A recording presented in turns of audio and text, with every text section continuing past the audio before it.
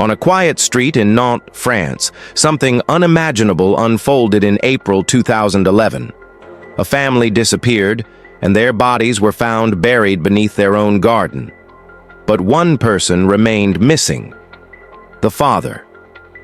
This is the story of Xavier Dupont de Ligonnès, a man who vanished without a trace after the execution-style killing of his wife and 4 children, a mystery that continues to grip France and the world. Born on January 9, 1961, in Versailles, France, Xavier Pierre-Marie Dupont de Ligonnès came from a family with noble roots, though by adulthood his life was far from affluent. He married Agnès Audange, adopted her son Arthur, and had 3 more children: Thomas, Anne, and Benoit. The family lived in Nantes, where Agnès worked at a Catholic school, and the children attended local institutions. On the surface, they appeared stable, devout, and respectable. But beneath that image, serious trouble was brewing: debts mounting, financial pressure tightening, and a father struggling to maintain control. In late March and early April 2011, Xavier Dupont de Ligonnès began quietly dismantling his family's life, administratively, socially, logistically. The lease on the Nantes house was terminated. All known bank accounts were closed. Outstanding school fees were settled in full. To outsiders, Xavier constructed a series of explanations that never fully aligned. He contacted his children's schools, announcing an abrupt overseas move. First Australia, later citing urgent professional changes. A letter, allegedly signed by Agnès, was sent to her employer, claiming she was ill, then hospitalized, and finally resigning because she would follow her husband abroad. At the family's mailbox, a handwritten notice appeared: "Return all mail to sender." Inside the house, furniture and personal belongings were removed or given away. Receipts later recovered by investigators revealed purchases of cement, lime, heavy-duty bin liners, adhesive paving slabs, and digging tools. Some bought more than 300 kilometers from Nantes. In March, Xavier had also obtained a firearms license. He purchased rifle ammunition and visited a shooting range 4 times in the days leading up to April, practicing with a .22 caliber rifle. To friends and relatives, Xavier sent strange, typed letters, unsigned, claiming the family had been relocated under a secret U.S. witness protection program. There was no evidence this was true.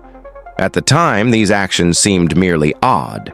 In hindsight, they read like closure, not preparation for departure, preparation for erasure. Investigators believe the murders took place over several nights, between April 3rd and April 5th, 2011, inside the family home in Nantes. On April 21st, after weeks of silence and growing concern, police conducted a welfare check. Beneath the garden terrace, they uncovered a carefully concealed grave. Inside were the bodies of Agnès Dupont de Ligonnès and the couple's 4 children. Autopsies revealed a chilling consistency. Each victim had been sedated. Each had been shot twice in the head while asleep. The weapon, a .22 long rifle, the same caliber Xavier legally possessed and had recently practiced with.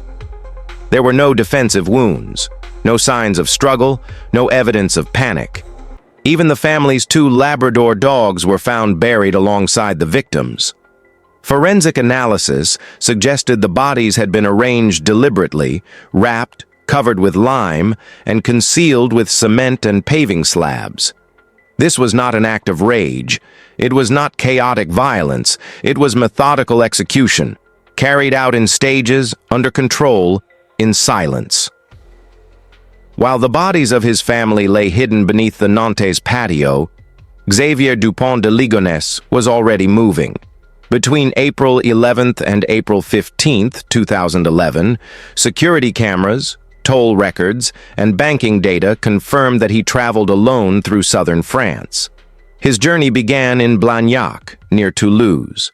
It continued through Vaucluse and then toward Roquebrune-sur-Argent in the Var region. Along the way, Xavier stayed in modest hotels, sometimes under his real name, once using a false identity. He paid primarily by credit card, with small routine cash withdrawals, including one recorded on April 14th. That same day, hotel security cameras captured him walking through the corridors, calm, composed, carrying luggage. There were no visible signs of distress, urgency, or fear. On the morning of April 15, 2011, Xavier checked out quietly. Shortly afterward, his silver Citroën C5 was found abandoned near the hotel. Inside, investigators found personal belongings, but no weapon, no suicide note, and no indication of a struggle. There were no further confirmed sightings, no verified financial activity, no digital trace. From that moment on, Xavier Dupont de Ligonnès vanished.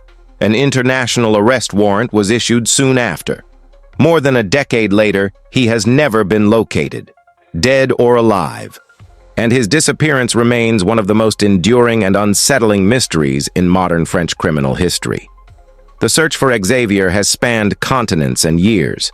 In 2015, human bones found near Fréjus were tested and excluded as his remains. Tips and sightings have surfaced across Europe, Asia, and even the United States, including claims he was seen in Thailand, Italy, and the US, but none have been verified. In 2019, a man was arrested at Glasgow Airport after a tip linked him to Xavier, but fingerprints and DNA quickly confirmed it was a case of mistaken identity. More recently, an influencer-led investigation claimed to have located Xavier in Asia in 2025. But the prosecutor in Nantes publicly denied that any verified evidence exists to support that claim. Despite the global fascination and citizen sleuthing online, authorities continue to assert that no new factual, verifiable leads have been presented regarding his location. What makes the Dupont de Ligonnès case enduring is not just the brutality, it's the gap between action and explanation. Why was the family drugged? Why the meticulous burial? Why was Xavier never seen again? Psychological profiles suggest a combination of desperation, control, and belief-driven behavior, with some experts even proposing interpretations that involve deep family, religious, and identity factors. For example, psychiatrist Daniel Zaguri framed the killings in 2025 as part of a tragic psychological descent rooted in belief and failure. What happened to Xavier Dupont de Ligonnès? Multiple theories have emerged over the years. French authorities have examined each in turn. None has been proven. Theory 1. Suicide in the Var wilderness. The official working hypothesis of many investigators is suicide. After being last seen on April 15, 2011, walking away from a hotel near Roquebrune-sur-Argens, Xavier Dupont de Ligonnès vanished into a rugged, forested region of southeastern France. His movements in the days prior, using traceable credit cards, appearing calm on camera, and making no attempt to disguise himself, are often cited as the behavior of a man preparing for an ending rather than an escape. Over the years, police have conducted extensive searches of the Var region, including caves, ravines, and isolated terrain. In 2015, human remains were found nearby, but DNA testing excluded Xavier. In 2024, investigators revisited the area again, including cemeteries in Roquebrune-sur-Argens, examining whether tombs could be accessed or concealed entry was possible. No physical evidence linking Xavier to suicide was found. Despite repeated searches, no body, weapon, or personal effects have ever been recovered. Theory 2. Escape and new identity abroad. Others believe Xavier planned a deliberate escape. Supporters of this theory point to his language skills, methodical planning, and the possibility of external assistance. France's southeastern coast offers numerous maritime exit routes, and investigators acknowledge it would have been possible to leave the country undetected.